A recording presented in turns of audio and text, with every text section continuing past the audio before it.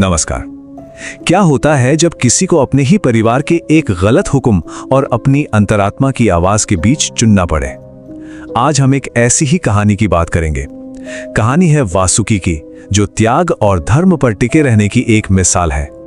तो यही सवाल इस पूरी कहानी के केंद्र में है। जब सही और गलत की लड़ाई घर के अंदर ही हो, तो अपनी ईमानदारी पर टिके रहने की असली कीमत क्या चुकानी पड़ती है? तो कहानी की शुरुआत होती है देवलोक से। एक शानदार दिव्य घोड़ा सामने आता है। नाम है उच्चैश्रवा। और बस उसे देखते ही दो ताकतवर बहनें कद्रू और विंता आपस में एक शर्त लगा लेती है। अब देखिए, शर्त सुनने में तो बड़ी सीधी सादी थी। विनिता ने कहा, यह घोड़ा तो एकदम सफेद है। लेकिन कद्रू बोली, नहीं, इसकी पूंछ तो काली है। पर दांव बहुत बड़ा था। जो भी हारेगा वो जिंदगी भर के लिए दूसरे की दासी बन जाएगा। और यहीं से कहानी का असली मोड़ शुरू होता है। कद्रू को अंदर ही अंदर ये डर सताने लगा कि कहीं वो ये शर्त हार ना जाए। और इसी डर में उसने एक ऐसा रास्ता चुना जो सही नहीं था। एक बेईमानी भरी तरकीब सोची। उसने अपने सभी नाग बेटों को बुलाया और एक ऐसा हुक्म दिया जो सरासर गलत था। सोचिए, एक मां सिर्फ अपनी जिद पूरी करने के लिए, अपनी जीत के लिए अपने ही बच्चों को अधर्म के रास्ते पर धकेल रही थी। और ठीक इसी पल कहानी में एक हीरो सामने आता है।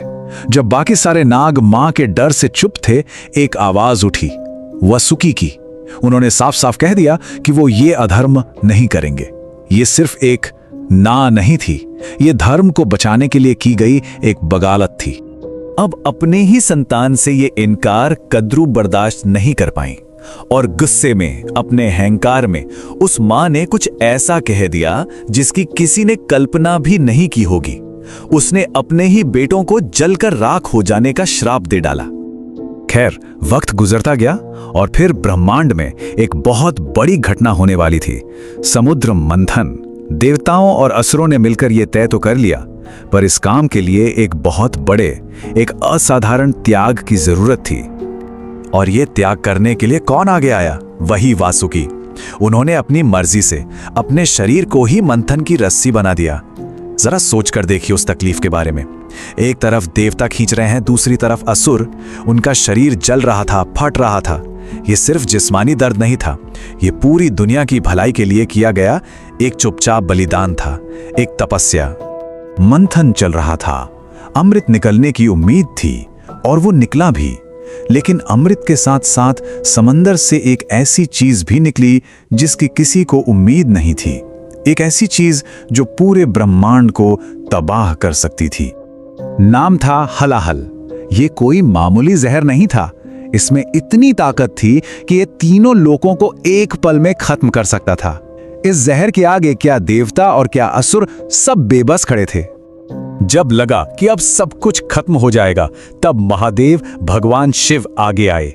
उन्होंने पूरी सृष्टि को बचाने के लिए वो भयानक जहर पी लिया। कहते हैं वो जहर उनके गले में ही अटक गया, जिससे उनका गला नीला पड़ गया और तभी से वो नीलकंठ कहलाए। ये त्याग का सबसे बड़ा उदाहरण है। और अब कहानी अपने सबसे अहम पड़ाव पर आती है। शिव ने जो किया वो सिर्फ दुनिया को बचाने के लिए नहीं था, उनकी नजर वासुकी के बलिदान पर भी थी। ये वासुकी की तकलीफ और धर्म के रास्ते पर टिके रहने का सम्मान था। भगवान शिव ने वासुकी के इस महान त्याग को देखा, उसे पहचाना और इनाम के तौर पर उन्होंने वासुकी को न सिर्फ अपने गले का हार बनाया, बल्कि एक ऐसा वरदान दिया जिसने वासुकी का भविष्य ही बदल दिया। और बस उस वरदान के मिलते ही उनकी मां का वो भयानक श्राप बेअसर हो गया।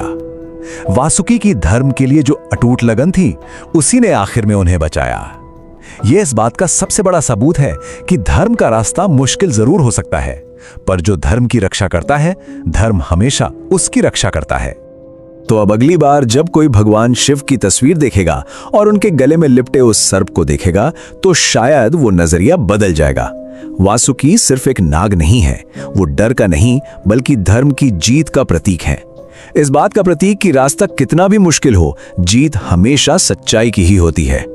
तो ये कहानी हमें एक बहुत बड़े सवाल के साथ छोड़ जाती है। एक ऐसा सवाल जो हर दौर में हर इंसान के सामने आता है। जब किसी मुश्किल चुनाव का सामना हो तो असली ताकत किसमें है? किसी के हुक्म को मानने में या अपने जमीर की आवाज सुनने में? इस पर सोचिएगा जरूर।